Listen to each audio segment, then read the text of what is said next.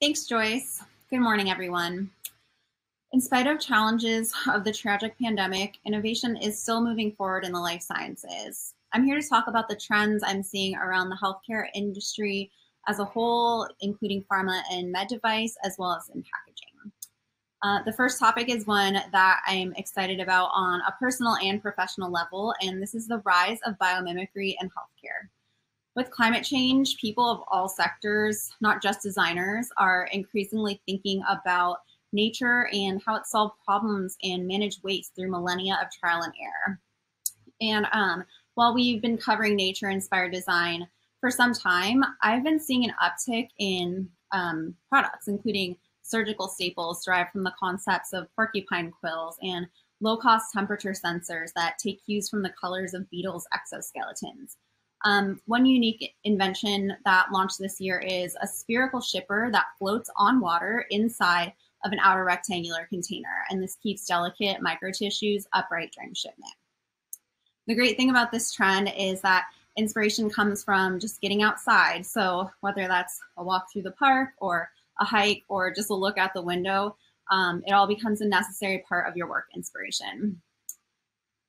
Trend number 2, the need for more precise dosing. So this is a trend in medical devices, pharmaceutical packaging, and cannabis for 2 different reasons. Number 1, drugs are becoming more potent, so doses are becoming smaller. And number 2, we're seeing a large rise in the population of seniors globally. And many of those seniors plan to age in place, which means packaging will need to be patient-centric and home healthcare ready. Because of the changes in both drug potency and global demographics, we're seeing a strong focus on microdosing, whether it's for cannabis, injectables, or metering out mini tablets from a bottle. We know that packaging can already be a challenge for seniors, and it will play a pivotal role in conveniently dosing out potent drugs, especially for those who have, vision or dexterity issues and can't see or control doses easily. Trend number 3, traceability. So the industry is making strides with unique device identification for med devices and the DSCSA, or Drug Supply Chain Security Act, on the pharma side. 2020 was supposed to be a banner year for meeting the saleable returns mandate for drugs, but COVID has delayed some of those efforts. While it's quite an undertaking, benefits are already emerging for patient safety, in part because this level of traceability for devices and drugs will make recalls easier.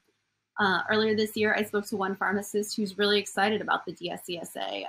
Recalls are a really critical part of what they do, but they're often a manual process with technicians walking the aisles and checking lot numbers and pulling product from the shelves by hand. With a digital supply chain and serialized units of sale, they'll be able to quickly know where product has been dispersed and who it's been administered to. And that means they can craft really specific recalls, which also helps boost brand reputation. Trend number 4, COVID-19 and automation. Manufacturers are moving at truly amazing speeds to add automation to meet public health needs. And while we know that such speeds can't be sustained indefinitely, it's showing just how nimble healthcare manufacturers and their machine builders are when an emergency arises. In some cases, OEMs were driving parts out to facilities because they just couldn't wait for overnight shipping and every hour counted. It's also showing what's possible with remote services like virtual FATs and remote installation. And these are things that the pharma industry has tended to shy away from in the past. While these services were adopted due to sheer need, such as things like travel bans, some companies have already declared that they plan to continue these remote and virtual services moving forward. And while it is unfortunately less social, this will ultimately save on carbon footprint and travel costs as well. So if you are adopting these services, just be sure to have a really good cybersecurity plan in place. Coming in at number 5, sustainable procurement initiatives. So with the increasing cost of disposal and transportation, as well as some less than favorable headlines in the news about packaging waste, we're seeing more life cycle analyses among health systems when purchasing products. Earlier this fall, I interviewed Beth Eckel from Practice Green Health about the organization's new sustainable procurement guide for health systems, which was released in July of 2020. So they encourage hospitals to look at the total cost of ownership for a medical product, and that includes the cost to use it, and dispose of it. Systems can sometimes identify significant savings just by looking beyond that initial purchase price. The organization also has a robust awards program identifying the top 25 environmental excellence winners at their site, with topics including energy, waste reduction, and more. And related to that, we continue to see a push for reusable thermal transport packaging in the healthcare field. And ISTA's Pharma Committee is boosting adoption in the industry with best practice guidelines on OQs and more for reusables.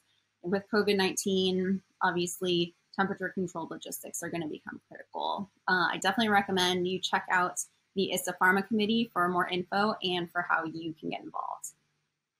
Trend number 6. In cannabis, the industry is still plagued by inequity. So social equity programs have varying levels of success, and predatory loans can take power from minority-owned businesses. The industry as a whole is also still looking for more eco-friendly packaging, but at present, it's hard to balance child resistance requirements with the desire for minimal packaging, particularly with small volume ordering. Trend number 7, my last trend is a bit more of a word of caution, and it's about reused packaging filled with fake product. So healthcare products will always be a target for counterfeiters, but in the coming few years, fears over COVID mean that bad actors are going to be particularly motivated, and people can remove legitimate product from hospital waste and refill it with either water or some other form of fake product. I have no doubt that traceability suppliers have solutions, but hospital staff really need to be educated on how to ensure product is legit, how to properly dispose of packaging, or ensure a secure waste stream. As manufacturers, you may want to take a look at tamper-evident packaging systems that cannot be repurposed by counterfeiters after use, in addition to the trend of looking at packaging labels that withstand UV sterilization in hospitals due to COVID-19. And there you have it. Those are my top trends in pharmaceutical and med device packaging as we move into this new year. I really hope you enjoy the rest of the show. Back to Sean Riley in the studio.